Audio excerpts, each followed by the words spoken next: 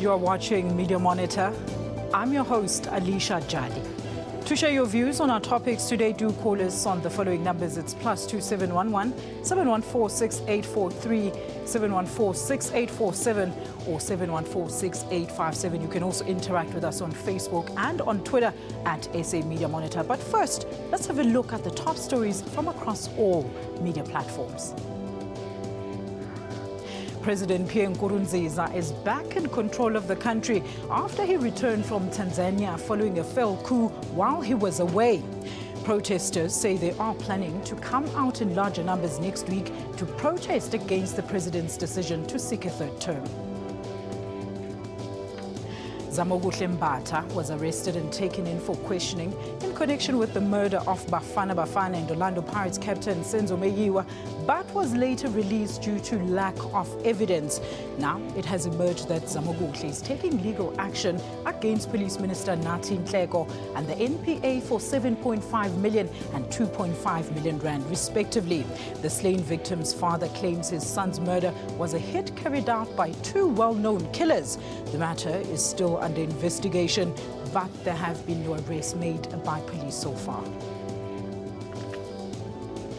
Sporting news, Mamelodi Sundowns are the 2015 Nedbank Cup champions.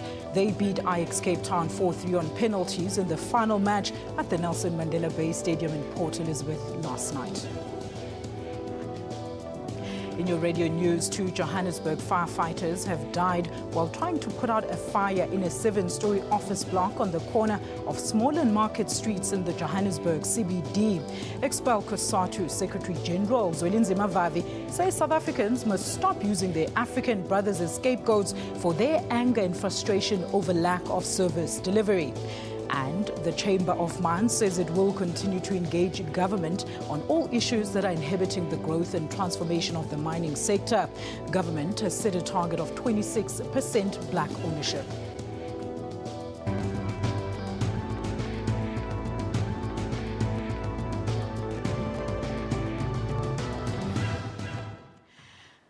Welcome and good morning, our guest this morning. Joining me here in our Johannesburg studios is Ms. Rulani Baloyi, currently an SABC Radio News Bulletin editor, former court reporter, and she's also a very well-known TV talk show host. I'm also joined by Mr. Levi Kabwato, who's worked at Media Freedom Monitoring and Research at the Media Institute of Southern Africa. He's also an activist with vast experience in media management, journalism, and political science. He has worked previously as a features writer, editor, social media manager, as well as research coordinator. And to top it off, in our Durban studio, we making a return on a Media Monitor is Mr. Sibusiso Ngalwa, the Durban bureau chief for the Sunday Times. He doesn't like to brag, but he's a former political correspondent at the Sunday Times and has also worked as a political and parliamentary correspondent at independent newspapers. Panel, a very good morning to all of you. Thank you so much for joining us. Good morning. Good morning. Mr. Ngalwa in Durban, good morning, sir. Thank you for joining us. Good morning, Alicia. Good morning to the colleagues there at the studio. Good morning, Sbu. All right, panel, let's get onto it and have a look at today's newspaper headlines. Sunday Times, SARS spies confess. Weekend Argus, city's water supply at risk. The City Press, teacher crisis, SATU still selling posts. The Sunday Independent, Meyiwa murder, police clueless. The Sunday Tribune is leading with city hires MK guards. And Zimbabwe's Sunday Mail, new code of conduct for VPs and ministers. News from Nigeria, the Sunday Trust, Boko Haram's resurgence in northeast again. Suicide bomber wreaks havoc in Yobe State. All right, let's get into our discussion today. We're going to start with the Sunday Times' front page. There it says, SARS spies confess. Now, this story, after weeks of speculation, accusation and counter-accusation, the cat could finally be out of the bag. Now, Sunday Times alleges that Ivan Pillay faces a string of charges after 2 members of the tax authority's disgraced rogue unit submitted explosive affidavits to the Hawks, implicating him in the illegal bugging of the officers of the NPA. Further allegations implicating even Gerinel as having been involved in payment for the bugging equipment. You have to honestly go and read the full story. So please take us through this lead. Is this the explosive details here that we're seeing? Please tell us about this piece. These are serious allegations, Busiso. I agree with you, Alicia. These are very serious allegations, but the story about SARS has been playing out for a while now, and every week, every month, we get to see such kind of details coming out into the public. But I think for the longest time, there has been a confusion, and also there has been accusations and counter-accusations as to who is responsible for what, and also if the bosses at SARS, that is Mr. Ivan Pillay, were involved in the formation of this rogue unit, or if they're being victimized politically. But I think the last allegation about them being victimized politically, that we can cast out, because I think every day there's growing evidence, and also there are these confessions now, which are from the members of SARS who were part of this so-called rogue unit, which did some of these investigations.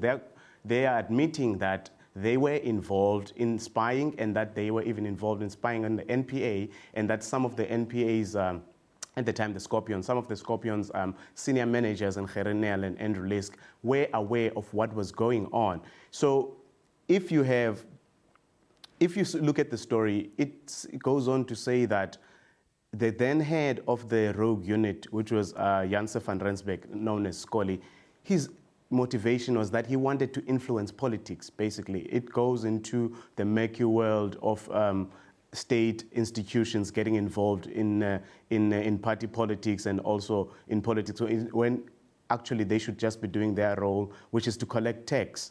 Thank you, Sbu. Very quickly, Rulani, just one word. I think I'm happy that there's more information coming out about this, and the fact that Ivan Pillay could be facing criminal charges against him, because we all thought maybe now that he's been paid out of SARS and the DC is no longer taking place, it's over. But it looks like things are still going to happen, and Mr. Pillay still has a case to answer. And we'll get more into that. It's still coming up. The story keeps cropping up on all the newspapers in today's headlines, actually. But let's have a look now at the City Press. Of course, the City Press there, teacher crisis, SATU still selling posts. Now, in this ongoing scandal, this is now a follow-up on the probe that was launched by Minister Angie Motshekga to look into the jobs for cash run by union officials. Now, the investigation has found that not only is education in KZN being run by rogue union members, but that SATU members have been found to have violated the systems in the provincial education departments of Gauteng, Northwest, Eastern Cape, Mpumalanga and Limpopo. But panel, shocking, that is almost the whole country. And look at the problems that are currently facing the department in terms of the performance of students. There's certainly bigger underlying issues that need to be dealt with here. Let's start with you, Levi. Yeah, no, of course there is, and SATU is a very powerful union, lots of membership. And you do get that some systems might be open to manipulation from time to time, but never can one imagine that it can be at this high a scale. So this is quite problematic, and it will be interesting to see how the authorities deal with this kind of development and deal with it quite decisively. But I mean, much more broadly, it speaks to the issues of unemployment and that manipulation of very powerful unions or institutions within South Africa. So that it will be quite interesting to see how this is dealt with. Interesting word there, Levi, the manipulation. How do they find a way to manipulate the system, Rulani? You know, I remember a research which was done by some institution earlier this year, which said in one province, maths teachers got less. They were given, I think it was a grade 10 mathematics test to write, and they got less than 20%. You start asking yourself, the educators that we currently have teaching our children, are they really qualified? Most of them, are they qualified, or do they buy those posts? It goes back to the end result. The people that we produce as students, are they really qualified? Or how is the minister going forward, going to manage that the right people are teaching the right subject and they have the right qualifications. All right, let's move on to the Sunday Independent. Now it's leading with Meyiwa murder, police clueless again. Now, the Independent gives two very different sides of the Senzo Meyiwa case. In one hand, fresh allegations by police that they will soon make arrests. Meyiwa's father has also spoken out about these suspects as known killers for hire. But in the same story, an Orlando Pirates official close to the case rubbishes these claims, saying that the police have no clue as to what's going on with this case after they'd completely scrambled the case the first time around. So there's another piece of the side in the main story, and it says there, Ntleko and Pierre must bring the killers to book or resign. It's right on the side there next to the big headlines. So what do you make of this story? Look, I think it's embarrassing for the police leadership because they went out and they were under pressure. Obviously, this was the national captain at the time and the captain of Orlando Pirates, so they had to do something. But I think the way they went about it in the beginning, how they messed up and arrested Zamukuhle Mbata, I'm glad that he's suing, by the way, because it was a great miscarriage of justice that Mr. Mbata had to find himself in court and has to deal with an angry community at that time when there was little evidence to show. Because if you go back a little bit, you will remember that Zamukuhle was a neighbor of Kelly's, and from his own admission, he used to wash Senzo's car, and he was known to them. So if then the first thing that the people who were at the house at the time was that the killer came into the house, he was unhooded, they could see that was a dreadlocked guy. Surely if it was a neighbor, they would have seen. Those are the first basic questions. You don't need to be a policeman to know that or to have that kind of insight. So those are that shows the kind of bungling that happened at the beginning of the case. Now that it has gotten to that, I think Senzo's father should actually, I don't think he should be saying as much as he's saying. I don't think he's helping the investigation. But at the same time, you can understand the frustration of the family. I mean, this is a guy who was killed by people who walked into a house. They didn't cover their heads. They shot him, and they apparently allegedly they ran off.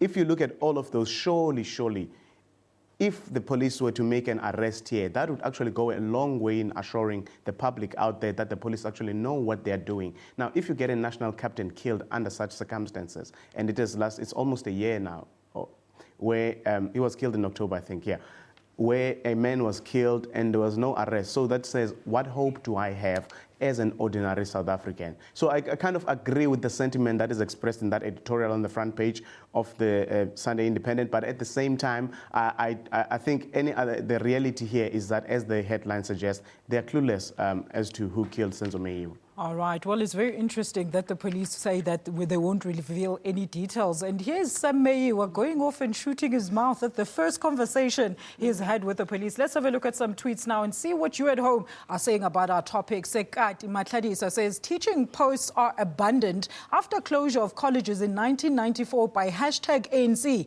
even as #EFF. I find your story very, very stupid. Ntobeko Skwebele says, even now, no one has been arrested on Meyiwa's death, meaning South African police are worth nothing.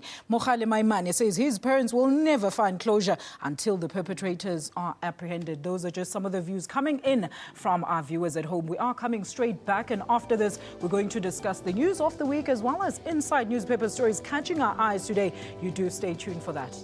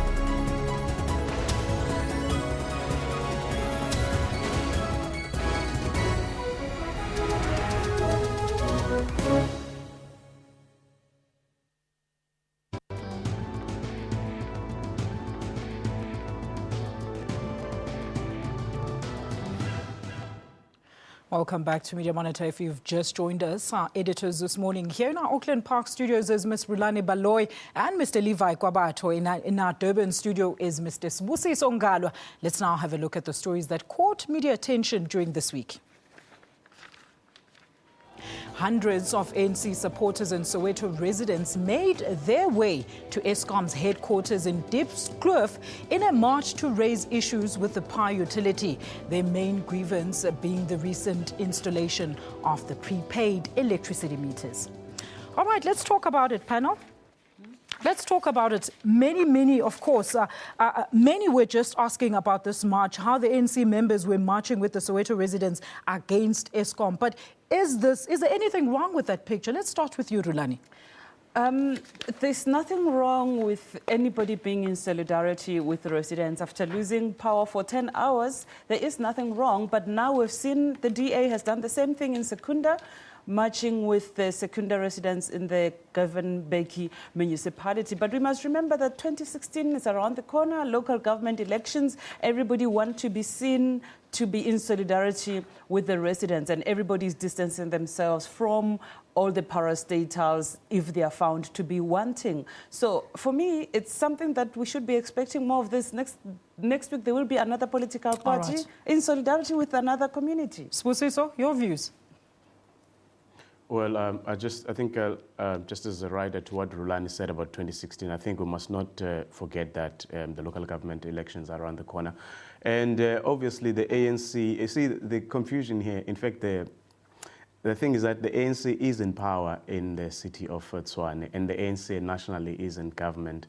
And Eskom is a parastatal which is under an ANC government. Now, when you have the regional ANC marching with the community, you ask yourself what exactly is going on. But I think this cannot be removed from the consideration of what is to happen in the elections next year. Because if you look at the election results from the 2014 elections, and you look at the margins by which the ANC won Johannesburg, I think they won by 52 or 53%.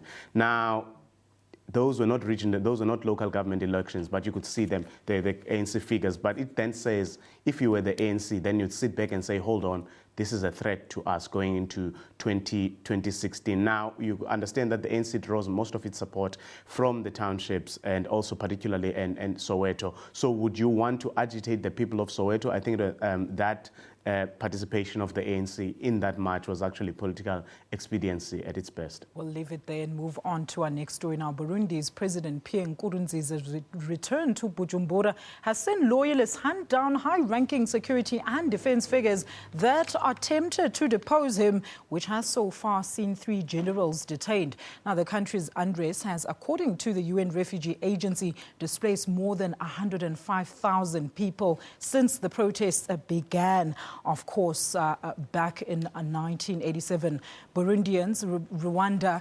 26,300 and 9,183 are in the province of South Kivu in the Democratic Republic of Congo. That's what the UNHCR said there. All right, the country's unrest that began a while back. Let's talk about this now. A panel, yesterday's reports indicate that apparently the Burundian government has now accused or rather introduced a campaign of repression against journalists and independent media, where journalists were being subjected to threats of arrest and even death.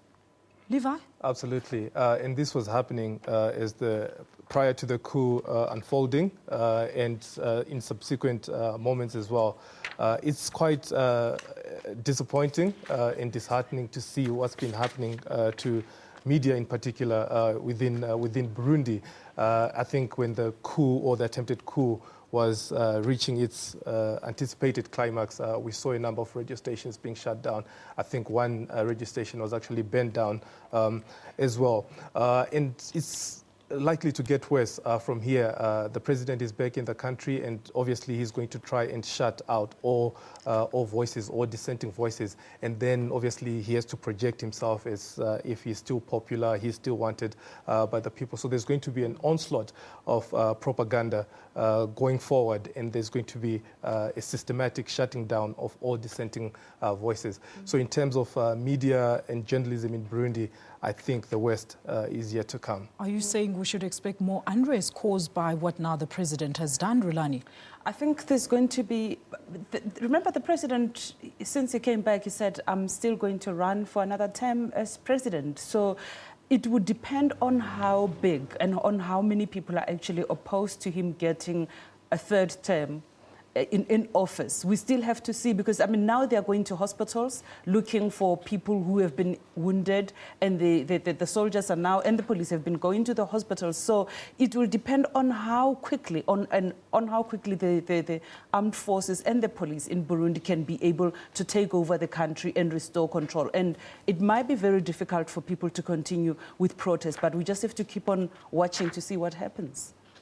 Very quickly, Levi, it says that 105,000 people have been affected. What does this mean for the neighboring countries that the people are fleeing to now? And most of them are going into Rwanda, and that's a political problem for President Kagame as well. And he was in Tanzania as well, so I think it's something that they would have also spoken about.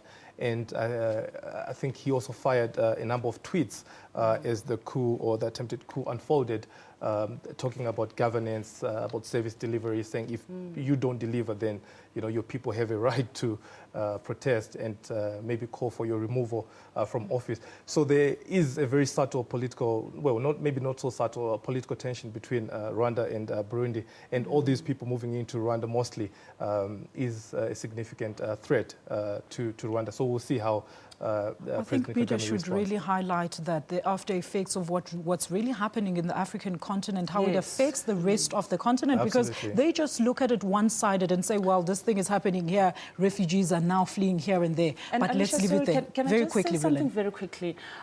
President Jacob Zuma, when he addressed the issue of migration into South Africa, and he did mention it that a lot of African leaders are blaming South Africa, who are receiving most of these asylum seekers and refugees, as if we as South Africa, we manufacture the problem. And a lot of African leaders don't look at how they are conducting affairs in their countries and how it affects the neighbors and the countries which are seem to be at peace at that point. All right, we're going to leave it there on Burundi, of course, and move on now to another touching story this week. Ruth Mompati, an iconic figure, passed on at the age of 89 at a Cape Town military hospital early in the week. Let's take a look at this insert compiled by one of our producers, Malebogo Makutle. A pioneer in the liberation struggle has departed.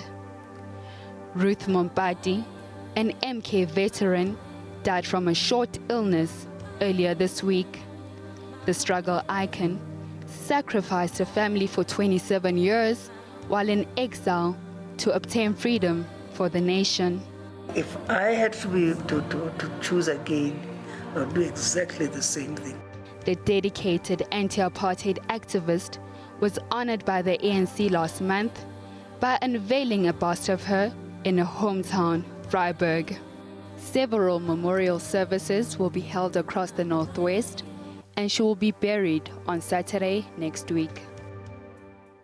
Let's go back to Durban. Spusi, so Mam Ruth, we just saw recently her being honored with the Isitwalandwe. And then the hospital she was born in also named after her. But do you think that South Africa gives enough tributes to its legends while they are still alive? Is this not a motivational thing to do, to honor the living legends? I think it, as you would know, it only happens when people pass on that we begin to celebrate their lives. But I think people like Mama Ruth Mompati are people who should be a model for everyone else, because here is a woman who gave her all to the struggle of this country without expecting anything in return.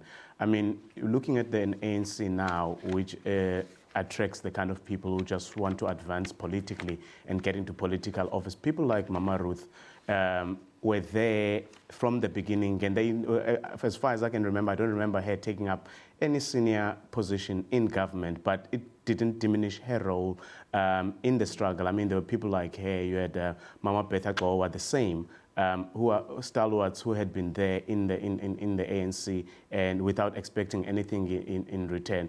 For instance, now, somebody who's still living is Andrew Mlangen, who's a Rivonia trialist. Baba Mlangen did the same thing. For as long as I've known him, he's remained a backbencher of the ANC, but here's the man who was in the Rivonia trial with Nelson Mandela and Raymond Hlaba Katrada and the others, and ended up in Robben Island. I think it is those kind of people that actually they should remind us and remind ANC, even ANC supporters and us as South Africans, of what it means to give to your country without expecting anything in return. Thank you, Sbu. Very quickly, Rulani. I really do agree with Usbu. And, you know, after Meru's passing, a lot of people were saying on social media that it looks like the real stalwarts of our liberation are passing on. We just have to learn from the ones who are still remaining. People like Sophie de Bruyn, who are also in the march, and we still need to look to the ones that we can still talk to. People like George Bezos. I mean, he's also one of those people who we can still learn a lot from. So I think this is the time to say, from the ones who are still alive, let's learn from them. Thank you so much. Celebrate them while they're still living among us. Maybe we can learn a thing or two. Let's move on now. Daily Dispatch editor Bongani Sikoko has dismissed allegations labelled against his publication that it's plotting to destroy the ANC-led Eastern Cape government and tarnish the image of Premier Phumulo Masualle. All right, now, very interesting here, honestly, panel, these allegations. The ruling party's national spokesperson, Zizekoto, apparently says they are in possession of the damning document that won't be seen until after both parties have actually met. What do you think is really the story here, Levi? The story is like you're reading a George Orwell novel, as it were. But it would be interesting to really see what both parties have on each other, as it were. I think what's important to insist on is the issue of media freedom, as there is a high chance that the Daily Dispatch, and I'm making no excuses for the Daily Dispatch here, if they are found to be in the wrong, then they are in the wrong. But this tug of war between the ruling party and the media, and to the point of actually accusing to depose certain people and so on and so forth, really is dangerous territory to navigate between politics and media, as it were. So it will be interesting to see what all these allegations and what documentation or evidence is there, so that at least the public can make judgments for themselves. Yeah. All right, we're going to leave it there on that one. Now, the Gauteng Education Department is reviewing the Curo Foundation School's operating license after after finding the private school guilty of racially segregating pupils there. Now, very interesting. I think what people want to know is how the department can actually let such happen right under its nose. Are these isolated incidents, Musi? So really, why would a school be pressured by some parents to separate pupils? In terms of their prevalence, Alicia, I may not know those details until such a kind of an independent report comes out to say. But I don't think I think you still have pockets of racism that we find in the schools, but they're not as expressed as we saw in the case of Curo. I think to me, it is not good enough for the management, the proprietors of Curo, to say they accept the report and that they will take any recommendation. But the reality here is that here is a principal who decided that in 2014, 2015, that you can still segregate children on the basis of race, and thought that that was a correct thing to do. I think that kind of a person should not even be there right now. I think racists have no space and should not have any space in our society, and that kind of racism should not be tolerated. Think about it. This is basic. South Africa is majority race in South Africa is black people. So it is to be expected that at any school you will have more black pupils than you have white pupils. That then you decide as a principal to segregate children on the basis of race because you feel that children need to assimilate and all to get together on the basis of culture. That is the most ridiculous thing at a time when we are trying to build a non-racial society, at a time when we should actually be encouraging children to interact with each other so that we build towards that goal of a non-racial society. Social cohesion. But how can then government implement a legislation that will curb apartheid practices in schools, Levi? I don't think it's a question. Laws can only do so much. But I agree with Spu.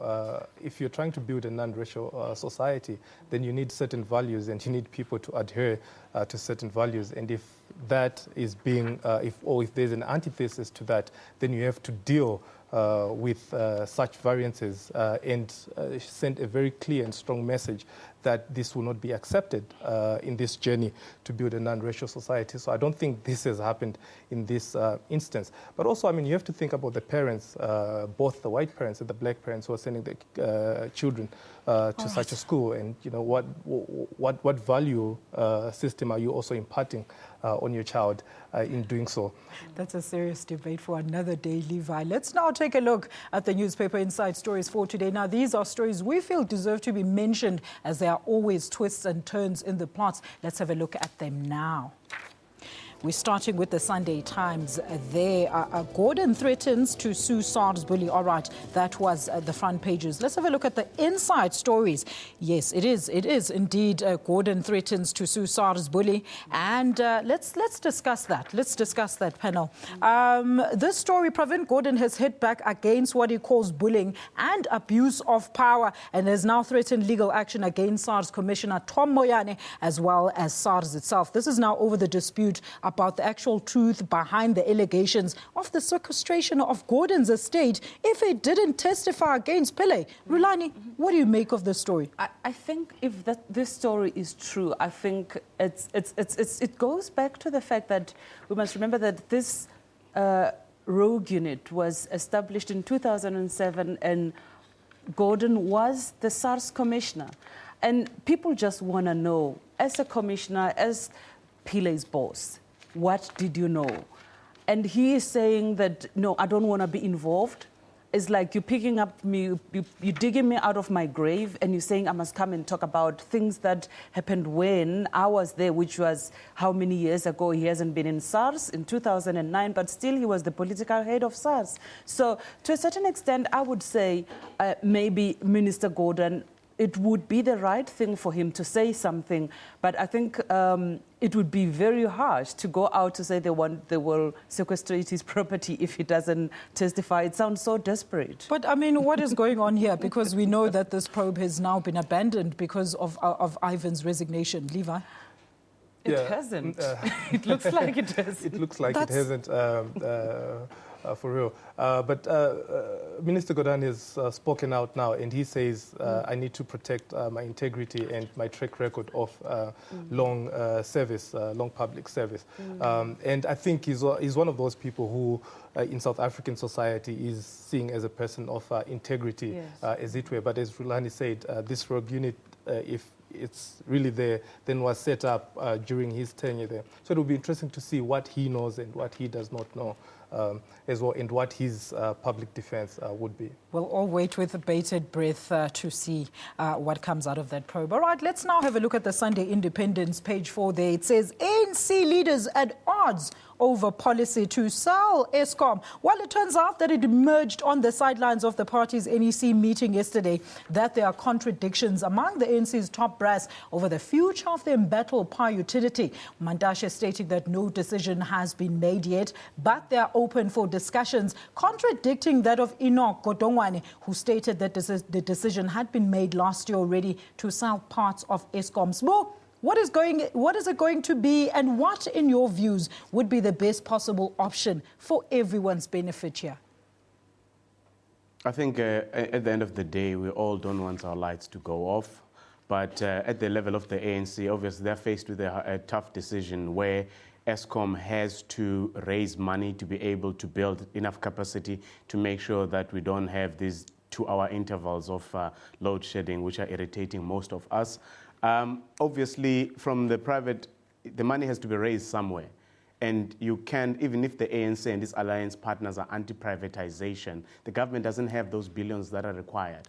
And do we have that much money from private investors? Do they want to get involved in the murky world of Eskom? I'm not sure. But when I look at it, I think even what Enoch Godongwane was saying, he was suggesting that actually Eskom sells its stake to government pension funds, like for instance, also the PIC, that it buys into. Now you'll understand that PIC also is under government control. So it's just another way of moving money from the one entity to the other. Yes, the PIC will be represented there, but at the end of the day, Eskom will have that capacity. I think the ANC will have to move beyond just rejecting or being against, or the ANC alliance basically should just move beyond just being anti-privatization and look at what is pragmatic, what makes sense for us right now. So I fully understand where Enoch Godongwana is coming from. I mean, he's an economist by profession. So obviously he will have weighed whatever options are at play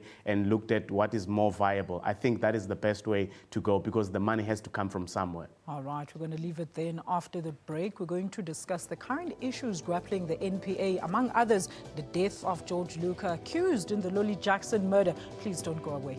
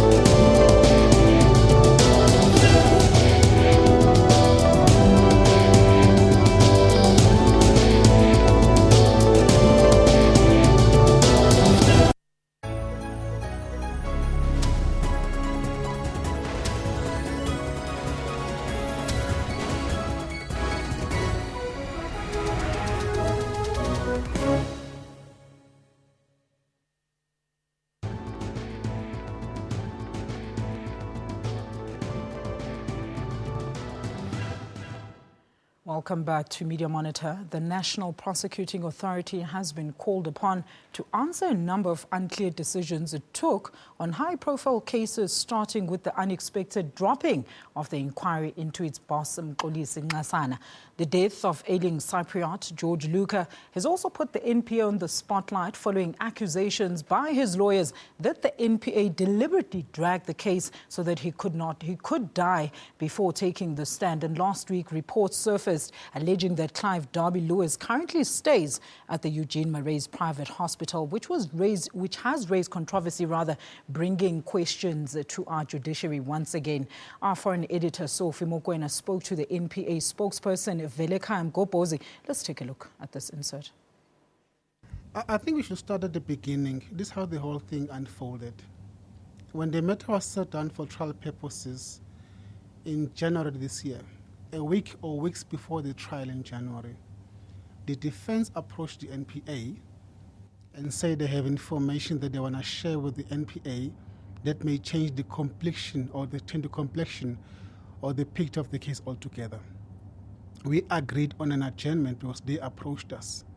That was supposed to take place in April. They never gave us a statement in January and they never gave us a statement in April.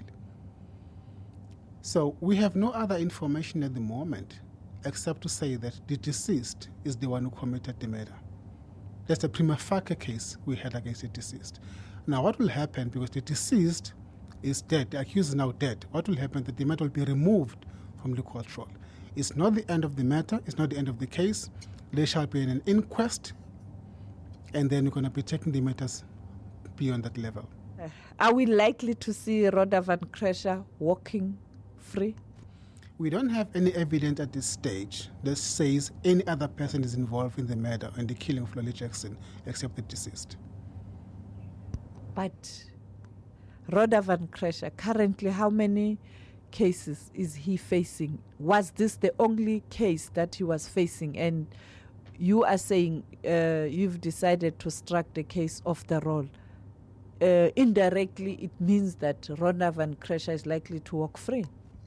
As far as the matter of Lolly Jackson is concerned, that's the one we're talking about right now. The gentleman you have mentioned the name of now, Kresher, did appear in court, but for a separate matter altogether that has nothing to do with the matter we're talking about mainly right now. What I'm said to you earlier on, that we look into the docket, and the docket has indicated that the evidence we have, or we had, does not at this stage implicate any other person except the deceased. What we will do If any other information comes to our attention, it will be investigated and a decision will be made. But at this stage, the matter will be removed from the court roll because there is no any other person at this stage on the evidence we have who may be prosecuted. Some people are saying the NPA was slow to prosecute, and even though you saw that George Luca is not in good condition, and today he's dead, and maybe they can attribute the slow pace to the death and also not being able to continue with the case. If you had speeded up the case, we could be talking about something different. Point of departure. There was a request by the NDPP and the DPP and the DG. It went to Cyprus. And we were saying in those papers that the deceased, the accused, is extraditable. He appealed that decision in all the courts in Cyprus. Ultimately, the High Court in Cyprus found him extraditable. That request by the NDPP, the DPP, and the DG was made in 2012. Now, he was extradited into South Africa. In January, then, the matter was set down for the purpose of trial. The state, the NPA, was always ready to proceed with trial purposes. As I've hinted to you earlier on, what happened in April this year, rather than the defense giving us the information that they say they have, which may change the complexion of the case, what the defense then does on the day in question, they bring an application under Section 49E of Act 111 of 1998 to say the accused of the deceased should be released because now he's terminally ill. The NPA was never at any stage the party that requested the adjournment. We were ready for the postponement. In fact, in April again, we argued in court that the matter should be set down for trial. There was a trial date set down for August, but the parties are not available, and the earliest date we got again was 12 October 2015 for trial. We were always ready. We never delayed this matter. The allegations or the reports that Clive W. Lewis is using a private hospital but also his own funds, how far true are the reports and how did it happen? When the accused has been convicted, when the accused has been sentenced, it's no longer the matter of the National Prosecution Authority, it's a matter for the Department of Correctional Services. The NPA cannot comment on that.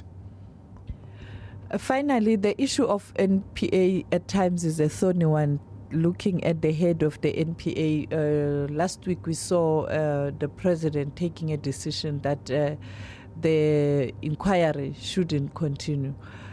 What led to this and what's going to happen, and where is the boss of the NPA? The question of a commission of inquiry was established by the presidency, and the presidency again terminated the inquiry. Really, all these questions will be directed at the presidency. The NDPP is at work as normal, as usual. He's working. Our foreign editor Sophie Mokoena speaking to the NPA spokesperson there, and he is insisting that the NPA doesn't have any delay tactics. It was people on the other side. You've seen the interview, Levi. What do you think? I mean, what do you think? A pile-up of questions for the NPA all at once. Is this crunch time for them to finally be put on the spot? It is. It is. And I think for an institution of its caliber and the amount of expectation that comes with that from the nation, the NPA, I don't think, is enjoying this kind of a spotlight, especially considering that most of it tends to be very negative coverage that it's receiving. Then it also brings into question the issues of credibility, of integrity, and the confidence the public can have in such an institution as the NPA, given all the controversies and all the scandals that it is riddled in. So it's really problematic for them, and I think some of the responses that are being given currently do not really help the institution in terms of repairing its image and also in terms of inspiring public confidence, which it badly needs at the moment. We're just doing the story on Senzo Meyo and how that's going. Rulani? When you're watching that interview now, where the NPA spokesperson says, some of these postponements were due to the unavailability of the defense. You know, if you have been in court, you understand that sometimes it's not actually the NPA that leads to postponements. Sometimes the defense are busy with other trials. Sometimes somebody gets sick. Sometimes the judge or the magistrate is unavailable. It could be a lot of things that could happen. But however, that may be, what I'm saying is that Luka has been back in the country for 15 months, and we would have expected that something by then would have happened. The trial should have started. And now that he has died, you know, it means the case will never be able to know the truth of it.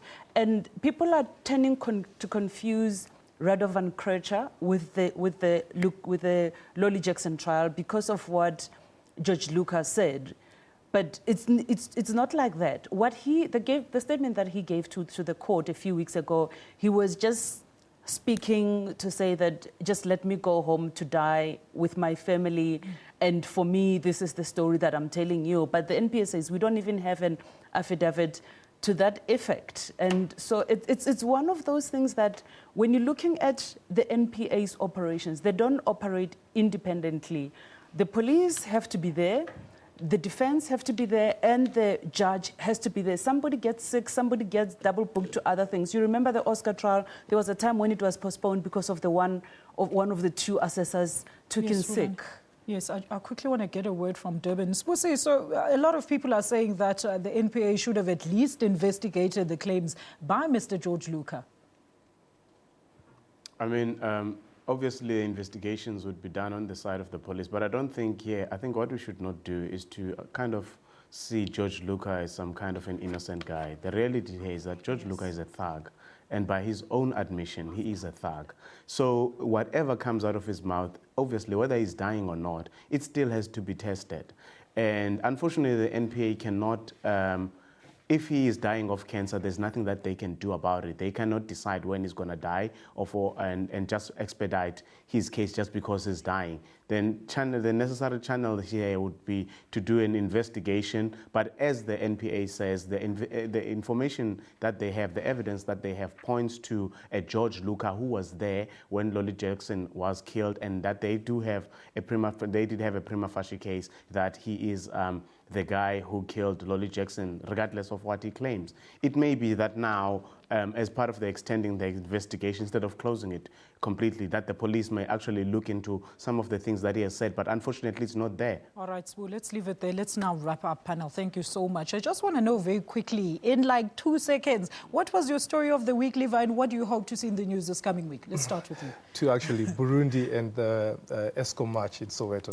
All right. Yeah, and I think there's going to be obviously continuation of that, and it would be good to keep an eye on Burundi. But what we know so far with Burundi, the polls are not necessarily going to go through at this stage. No, not at this stage, but they will eventually happen, of course. There has been calls for mass action or countrywide demonstrations again. So it will be interesting to see if these actually happen. They said they will come out in larger numbers. Let's leave it there. Levi, Rulani, your news of the week? Christopher Panayiotou, the bail hearing will continue this week. He's tired of eating sempent beans in jail. And ESCOM, of course, stage 1, 2, or 3 load shedding continuing. Thank you so much. To Durban, Spusi, so your news of the week, and what do you think will be upcoming and prominent in this week's news? I think that Panayiotou case that Rulani mentioned, but also the NPA and SARS, unfortunately, with these 2 cases, there's an element of golden handshakes that may mean that we may never know some of the things that have happened. But if those stories play out, those will be the stories that I've been looking forward to and that I'd love to see unfold as the week progresses. Sibusiso Ngalwa out in Durban, Levi Kabato and Ms. Rolani Baloyi joining me here at our Auckland Park studios. Your contributions, viewers and suggestions are highly valued. Remember to engage with us. You can follow us on Twitter at SA Media Monitor or share your views and comments on Facebook. Go to www.facebook.com/Media Monitor and tick like next to our page. You can also email us your views about the show. Our email address is mediamonitor@sabc.co.za. Thank you so much for watching Media Monitor, and do join join us again next week. In case you missed this live show, remember you can still catch the repeat tomorrow morning at 2 a.m. We'll all be awake to catch it. Alternatively, go to our SABC YouTube link on www.youtube.com/SABC News. For myself, Alicia Jali, my panelists, and the rest of the Q2 team, you have yourself a very blessed Sunday. Goodbye.